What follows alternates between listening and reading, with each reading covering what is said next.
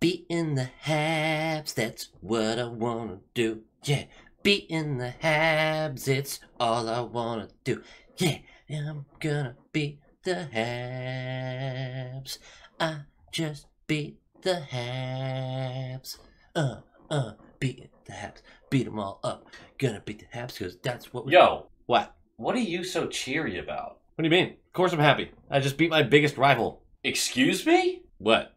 The Canadians are your biggest rival right now? Yeah, of course. I mean, no offense, dude. Like, the last few years have just been awful with you. Thanks. But you don't have the history that me and Montreal have, you know? You haven't played a meaningful game against them in like a decade. I know, but there's just something about him, you know? No, I don't. I mean, come on. Have you ever seen the guy? Ugh, just thinking about him gives me all these intrusive thoughts about hitting him with my car, or giving him a strain of the bubonic plague, or lighting his favorite guitar on fire. I didn't know low-quality Habs fan had a guitar. I don't know. Well, he just seems like the kind of douche who would. Yeah, he does. I still can't believe you think he's a bigger rival than I am, though. Hey, come on. Give it a few more decades and maybe we'll get there, right? Hey guys, check it out what I just bought. I'm gonna learn Wonderwall. Ugh. He's just the worst. Low quality fans of a high quality Bruins team, that is a dub! First dub of the campaign. You'll love to see it. 1-1. We hit 500. You'll love to see it. Beating the Habs.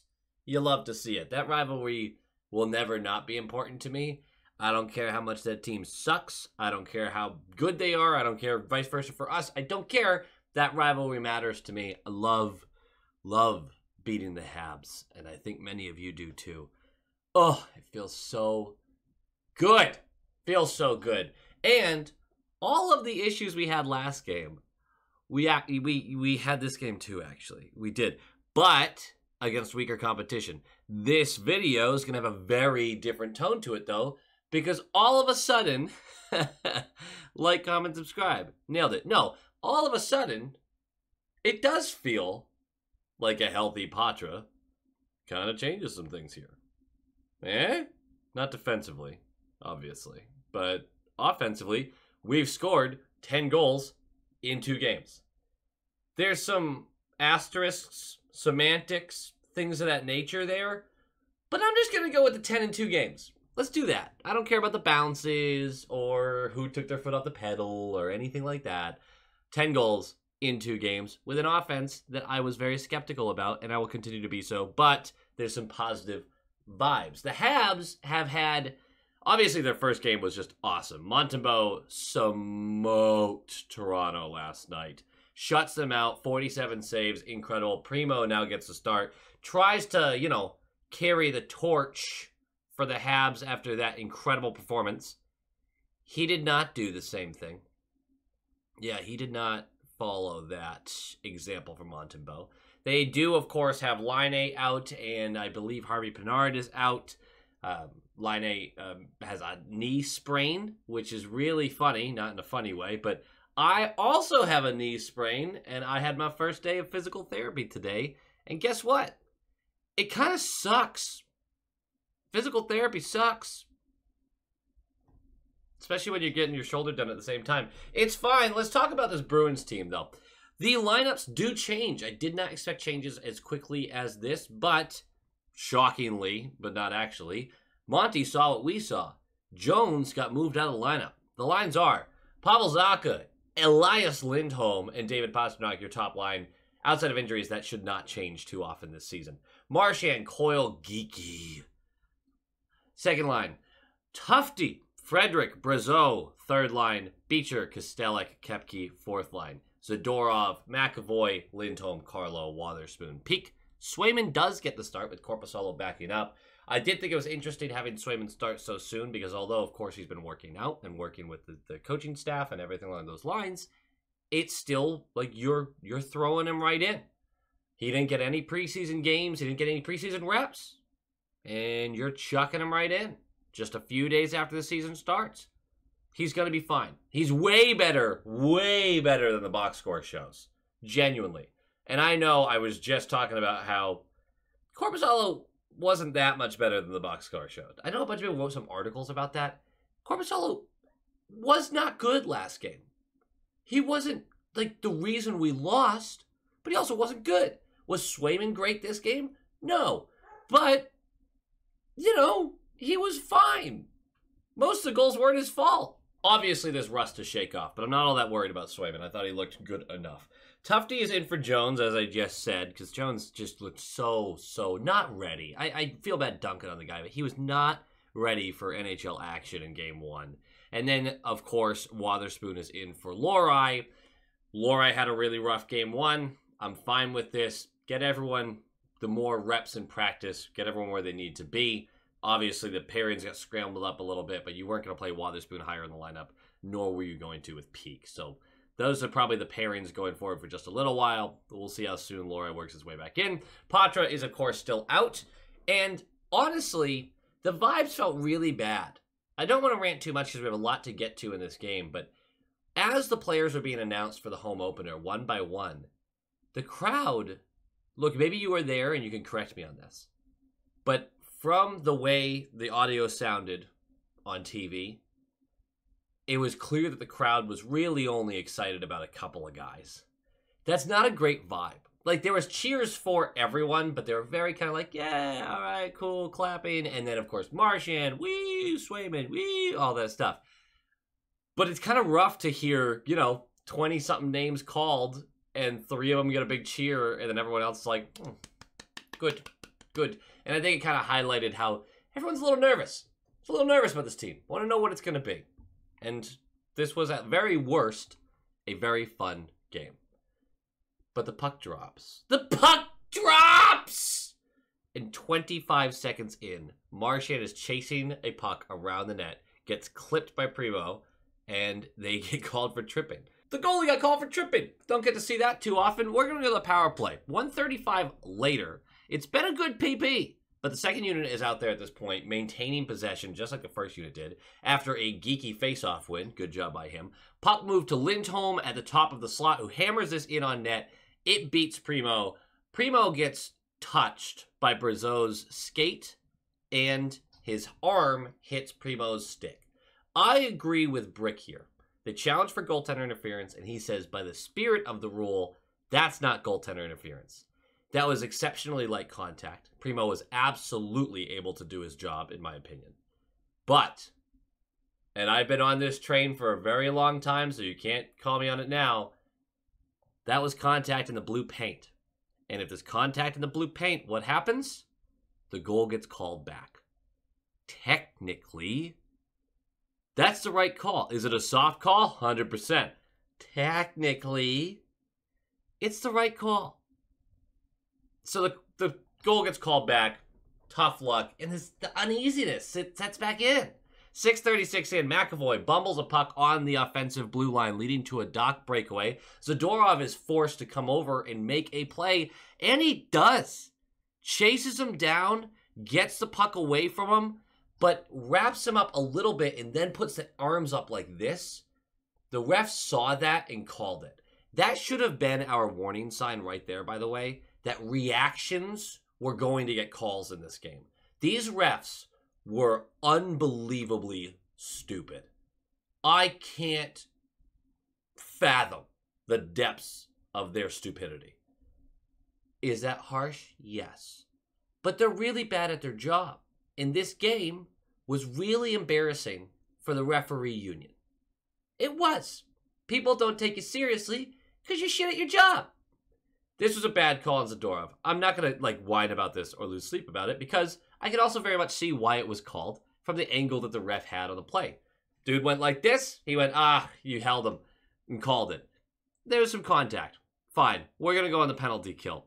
And we don't kill it. 8:24 in. Habs with the puck in our zone on the right side of the ice.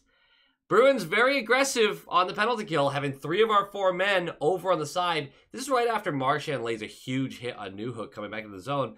But he got back into the zone. They're in position, but he was way too far over. So when they moved the puck over to the left point, He is way late to come to the play. Carlos steps in front of Swayman to be like, I got to help block this, rather than cover Gallagher, who's right behind him. So Armia on the left point just goes, thanks, whips it to Gallagher. It goes right through Carlos' legs, so he's not able to stop the pass. He's kind of screening Swayman from the play. It's not a good look for him, and Gallagher gets a backdoor tap in on a power play, and it's 1-0. PP goal right after we got one waved off for a light goaltender interference, even though it was the right call. It's so frustrating. You hate to be behind this team, too, because you just feel like you're better than them. You feel like you're a better team. 9:02 left of the period. Canadians for tripping. Armia this time. We're going to the power play. That was not a good call. That was soft as hell. And we score. 5 seconds into it. Elias Lindholm wins the first faceoff. Marchand jumps in to collect it. Whips it to McAvoy, who snipes! Oh, I'm sorry. Sniperoonie and cheeses. Top blocker. And it's 1-1 on a power play goal. Beautiful shot. We are launching pucks from the back end. You'll love to see it. 7:42 left. And Habs fans, I'm sure, are pissed about that. That's a weak call that ends up in the back of their net. I wouldn't be happy either. Just like earlier. 7:42 left. Habs win a faceoff in our zone. On the right point, Goulet whips this to a wide open Caulfield, who has to settle it and then manages to dunk it. Backdoor on Swayman. You could call it a slow reaction by Swayman. Bah, I'm fine, whatever. It's still a backdoor tap in. It's 2-1. Geeky is covering no one in the slot. And I believe it is Lindholm who's covering a body in front of Swayman. And then Carlos still over on the left side towards where that faceoff had been originally taken. But where's the coverage? And I think it does highlight that the forwards also need to be part of this. But both goals are backdoor tap-ins through this game so far. We can't do this all year. I can't do this all year. I can't do it. It's 2-1. We are going to move on. 6:36 left. Koepke with a great net drive that saved 5-hole. And the puck gets pushed out and then around towards the back of the net, and Koepke continues to chase it down. Koepke had a huge game. He then manages to get the puck over to Kostelic on the left circle, feeds it up to Zadorov on the left point. Zadorov's going to send it right back to Kostelic, and then Kostelic is going to shock and awe the whole world by picking up that puck, skating it across the top of the left circle, and absolutely Bardowski far glove. It's a ping and in. Zacha's over there being like, wait, we can hit out off the post and in? We can do that? That's not fair. Zacha scored the first goal of the season. I'm pretty sure it was posted in. It's 2-2. So far, the fourth line is buzzing. 5:34 left. Frederick for hooking. We're going to go to the penalty kill. We kill it.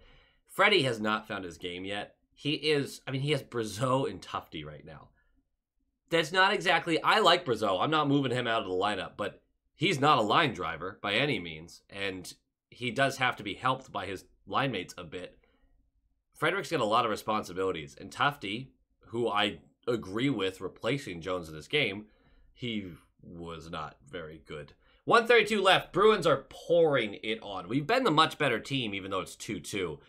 Defensive structure aside. Possession and puck retrievals all day. And the puck is worked to Zadorov at the left point. Absolutely hammers this shot low, because I think this is the goal.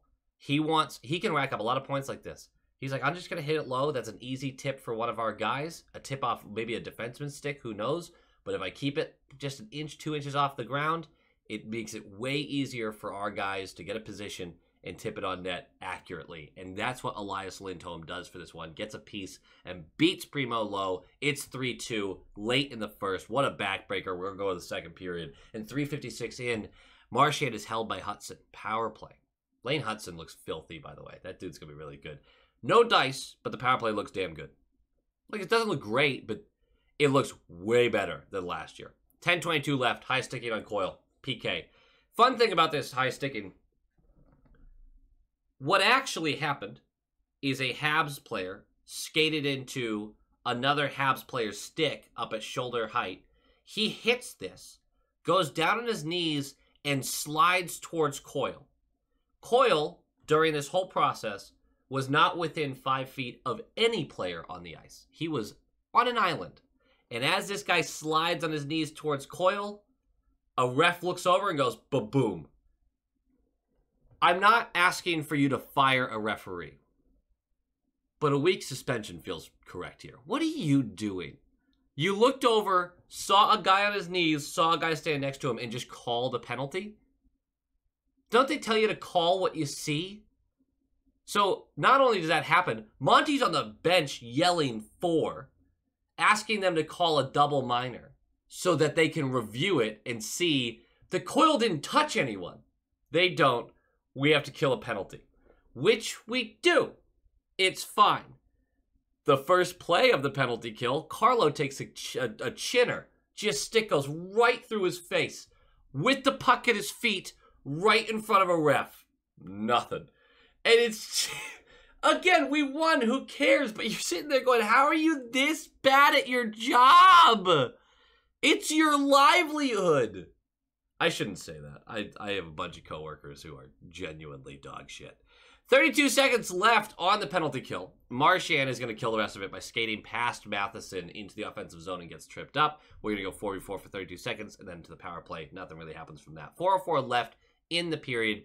It's a great forecheck by Lindholm. I'm complimenting Lindholm a lot in this one. A trend. He has support from Zacha. Lindholm's able to push this puck deeper into the zone behind the net. Zacha gets there first. He has a defenseman on him. Skates to the opposite side. Slams on the brakes, shakes the defender, skates back the other way, and as soon as he gets past that net side there, he's going to fling this up to Pasta, who's in the slot with just enough space to hammer this high glove, and that's 4-2. Feels like this one's over. It does. We've been owning the space this whole game. You feel real good as the Boston Bruins right now. 3:09 left, and this is just hard work. We're going to get right back in there. Koepke in a board battle in the neutral zone. Wins it, bumps it out to Beecher in stride. He tries to just skate around his defenseman to go right in on net. Primo makes the save, but the puck sits right in front of him, and Koepke is the chaser who gets the benefit of just rushing in and golfing that thing through the pads, and it's 5-2. The game's super over. And then 1:59 left, McAvoy gets penalized for an excellent defensive play. This skate on skate there, though, but this was just really soft. This was just like the, what was the Armia tripping. It's just one of those things where you're like, what are you looking at? We're going to the penalty kill. We kill it. 4:06 into the third period. Cofield's going to go for hooking. No dice. No dice on the power play. 6:35 into the period. McAvoy for knocking the net off intentionally. Penalty kill. A lot of people are going to complain about that one. I can kind of see it. Like, it's tough to call that intentional in the moment watching that, but I can kind of see it. We kill it. 10:55 left. Face-off win by the Habs. Goulet, however you're supposed to say this guy's name, loads up on the right point and fires this blocker side, and Anderson gets the tip from the slot uncovered. Again, nobody within a couple feet of him. The defensive coverage is just abysmal right now. Just abysmal. It's 5-on-5. This isn't a penalty kill right now. Come on. 5-3 score change. 7 minutes left. Brazeau dumps Goulet, whatever his name is, and he breaks a 3-on-1 with this. His first pass, once they take the zone, is so bad, right into the skates of, I believe it was Kostelic, but I'm not entirely sure. But it was so bad that they never even got a shot off. They had to, like, scramble to get the puck and allow the one guy to get in front of him, and just everything fell apart. Like, that's just where you see the high of Brazeau, and then you go, oh, yeah, I forgot. The guy's not all flash and skill, but he's a very, very useful player in the bottom six. 4:17 left. Habs get the puck in deep. Bees set up the coverage, but Zadorov, who attempted to go back to the bench to get a new stick but wasn't able to, he had to come in on defense. He's propped up in the slot, trying to cover the guy there. He's trying to cover the passing lane. Dude, you are huge. Just park your ass inside this man if you have to. Just take away the threat physically. Doesn't do it. Puck goes right by his feet, and then Gallagher again gets to slam a backdoor tap in. Not even a tap in, but a backdoor shot. Swayman has no chance on it. And so that makes it 5-4. Game got a little more intense, right? 4 minutes left. We get it right back. Koepke in the neutral zone takes a hit to get the puck deep. Notice he's been doing that a lot.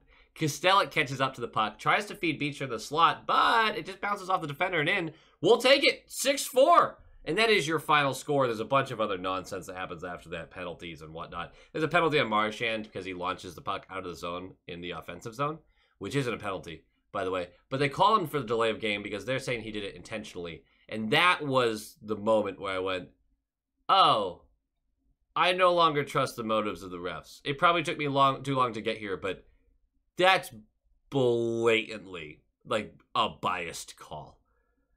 Because a guy's closing on him. He could have just been trying to wrap it around the boards. Puck could have gotten up on edge on him. I don't know. But it's not a penalty to shoot the puck over the glass in the offensive zone. He lofts it up. Not sure what his intent was, but they decided it was an intentional delay of game. Which, by the way, does not benefit the Boston Bruins. I don't understand that at all. These refs were awful. They were so bad. Game notes, the fun part. The defense is a literal Gatling gun from the blue line, and I love it. There is not a defender who is afraid to shoot from there. They are launching these pucks at an unbelievable volume. Is it going to work every night? No. But you do win a lot of games by just firing that puck and hoping for a bounce or two. I'm fine with it. The Gatling gun strategy, I'm all in. Let's see it. They still suck within 5 feet of our own net. There were improvements through the game on this, like directly on this. Their coverage got a lot tighter. The last 10 minutes weren't great, but there were a lot of good pockets of defensive structured play. There was one moment where we held the Habs without a shot for well over 10 minutes. There was some good stuff mixed in there. We just got to get way more consistent with our defensive coverage. The fourth line, Beecher, Kostelic, and Koepke was brilliant. You cannot change that right now. They combined for 6 points, which is absurd for a fourth line. You would take if your fourth line combines for 6 points, you better have won that game, man. You better have. You'd hope it'd be better than 6-4, but still, you must win that game. And on that point, when Poitras is healthy, and if he does slot in second right wing like we think he might, doesn't it feel like all of a sudden the bottom six eats? Because all of a sudden it is Freddie on the wing, Geeky at center, Brazeau for your third line. Which, even with the offensive woes of Geeky, my frustrations there, that line should absolutely cave in people on the forecheck. And then the fourth line, which we just saw in action, again, against the Habs, so there's some asterisk there. But Beecher, Kostelic, Koepke, they do not look fun to play against. They all can skate. They can all shoot to a certain degree. Like, they can get the puck on net, and they all want to bring the puck right in on the goaltender. That is going to be a line that better get really used to getting tied up after the play, which they all are. That's a nasty line to play against. The bottom six with Poitras back kind of looks good. Like, right now, the fourth line looks really good. And we said it last game that the fourth line was the one where you went, they came to play. The first line, for all my woes and concerns about Elias Lindholm, was really good this game. And, I mean, I think they're going to be fine in the long term. It's the middle six that really makes you concerned. If you add another playmaker to the second line, and all of a sudden the third line can be guys that play a really responsible style, but a heavy one, you feel really good. That's kind of a truly structured team. Is it a Edmonton Oilers level of talent up front for scoring? No. But there's lines for shutdown purposes, lines for scoring purposes, and just your absolute, I'm going to throw them out in any circumstance just to piss off the other team lines. There's a lot you can do with that. If the defense can fix their coverage a little bit, and the centers get a little better at helping them, you're in a really good spot. Swayman allowed 4 on 24, something like that. I don't have the numbers right in front of me. I'm not even concerned about that. Multiple backdoor tap-ins. Anything that beat him was tipped, or he just never had a shot at. No chance in hell at it. I mean, what are you asking for at that point? There were no, I hit the puck with my blocker and lost track of it, and then it landed behind me and got dunked. There was no getting beat cleanly. None of that happened. So, Swayman's going to be fine, I think. This team obviously gets lesser competition, but looked way better. And if they can ramp up over the next couple of weeks, I said it on the Short Shift podcast. Check it out, by the way. After 4 to 6 weeks, be a couple games over 500. Like, be in the mix. Hit your stride. But if you can hold water up for the first month and let this team really meld together, you're going to be feeling really good about them ripping off a hot streak mid-season. At least I would. So, 1-1. A decent game. I don't love it, all of it, but there's plenty to like, and I feel like I want to focus on the positivity right now, which is top line went off, fourth line went off, middle six did their job, and the defense is figuring it out little by little. And Swayman's gonna be fine. Not bad. Go Bees. Go Bees! Of course, we have to give a huge thank you to everyone who's supporting this channel, especially the high-quality inspectors, our top-line tier members, Chris and Erica, Jeff with a G, Tommy Braga, The Bugman, Roland22, GD Viperworks, Len Cruz, Moonlighter TV, Brock Nope, Han Slomo, Coach D, The Atomic Lizard, Bradley Johnson, Aaron Adams, Brett Arney, Pincent, and Nick Citrullo. Thank you all so much for supporting the channel. You're all studs and studettes. And of course, a huge thank you to the Stallions, our all-star tier members, Joel, Doots42, Heil E. Coyote, Darren Woodbury, Abraxion, John Kirk, Michael DiPaolo, Wolf Warrior, Vinny, Adrian Winter, Tupton D. Tashi, Jacob Pratt, Bruins Smash, DeKingery, The Only Newts, A Tasty Snack, and Jeremy. You are all absolute legends. I appreciate you eternally. And as usual, go Bees!